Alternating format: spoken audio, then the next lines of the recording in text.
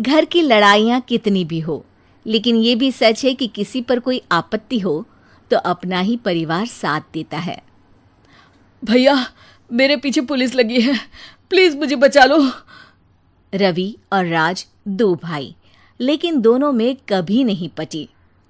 अरे क्या हुआ छोटे, क्या कर दिया तूने? अरे कुछ नहीं भैया, मेरा दोस्त है ना राजू, वो मुझे लेकर बैंक गया था। मुझे नहीं पता भैया कि वो वहाँ बैंक लूटने जा रहा है। मैं उसके साथ बैंक में घुसते ही सीसीटीवी कैमरे में दिख गया हूँ। अब पुलिस मुझे ढूंढ रही है भैया, मुझे बचा लो। राज कुछ सोचता है, फिर कहता है, ओके, तुम यहीं रुको, मेरा एक दोस्त पुलिस में है, मैं बात करता हूँ। तभी वहां रवि की बीवी राज की बीवी के साथ आ जाती है। तुम लोगों के घर जब तक पुलिस का आना जाना है, बच्चों को यहीं छोड़ दो, उन पर असर ठीक नहीं पड़ेगा। तभी वहां पुलिस आ जाती है। चलो चलो, कौन है रवि, थाने चलो। मैंने कुछ नहीं किया, मुझे कुछ नहीं पता। अरे वो तो पुलिस स्टेशन चलकर ही पता चलेगा कि कुछ पता है कि नहीं, चलो। कहानी का फ्लैशबैक। भैया, मुझे मेरे मकान में हक चाहिए ही चाहिए। अरे लेकिन छोटे, अभी मेरे बच्चों पर काफ़ी खर्चा है, तेरी भाभी की भी तबीयत ठीक नहीं रहती, बजट बिल्कुल नहीं है कि मैं अलग होकर रहूं। देख लो भैया, 1 महीना है तुम्हारे पास, जल्दी से घर खाली कर दो। अरे कैसी बात कर रहे हैं भैया, मेरे शरीर में अभी इतनी हिम्मत भी नहीं कि घर को खाली करे। तो क्यों अपना पोषण बेचा भाभी? अरे तुम तो जानती हो, पिताजी की बीमारी के कारण उन्हें हमारी ज़रूरत थी, कैसे आते पैसे। ससुर जी तो बूढ़े थे भाभी, उनकी बीमारी में भी पैसे लगाना कौन सा अकल का काम था? तो क्या पिताजी को मैं मरने के लिए छोड़ देता? अरे रवि, तू तो समझ, पापा को हमारी ज़रूरत थी, उन्होंने हमारे लिए हर वो काम किया जिससे हमें खुशी मिले।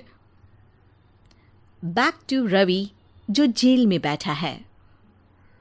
ये मैंने क्या कर दिया था? मैं ना पिता का हुआ ना ही भैया का, मेरे साथ जो हो रहा है ठीक ही हो रहा है। तभी वहां पुलिस वाला आता है। रवि, तुमसे कोई मिलने आया है।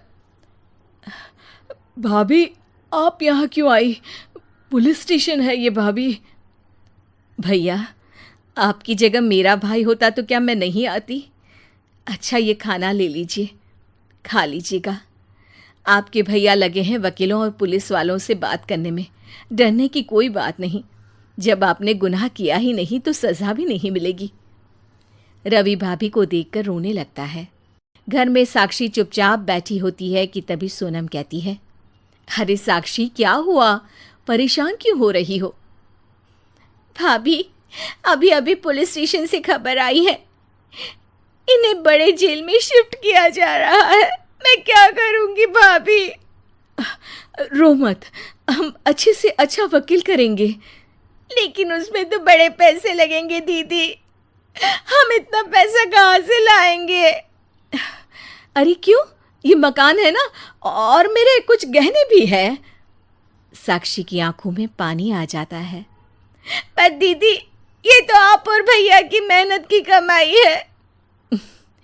पापा के बाद भी तो हम लोगों का सब खत्म हो गया था। पापा को तो बचा नहीं पाए, लेकिन भैया को ज़रूर बचा लेंगे, और भगवान चाहेंगे ना तो दोनों भाई मिलकर इससे भी बड़ा मकान खड़ा कर लेंगे। साक्षी। थोड़ी देर में राज वहाँ आता है। सोनम सही कह रही है साक्षी, पैसों की कमी के कारण किसी भी बेगुनाह को सज़ा नहीं मिलती। राज एक अच्छा सा वकील करता है। सोनम और साक्षी बचाए पैसे और अपने गहनों को बेचकर रवि का केस लड़ते हैं और जल्द ही रवि जेल से बाहर आ जाता है। रवि राज को गले लगाकर कहता है, भैया मुझे माफ़ कर दो, मुझे साक्षी ने सब कुछ बताया है। भैया, आपने मुझ पर विश्वास किया, मेरे लिए दिन रात मेहनत की, भाभी ने अपने गहने तक बेच दिए। भैया, आपने तो पापा के लिए भी पैसे नहीं देखे, लेकिन मैं बहुत ही सेल्फिश निकला। भैया, एक आखिरी बार मुझे माफ़ कर दो, मैं शर्मिंदा हूँ। अरे भाई, अपने तो अपने ही होते हैं, पापा ने हमारे लिए क्या नहीं किया ये तुम्हें बताने की ज़रूरत नहीं है मुझे।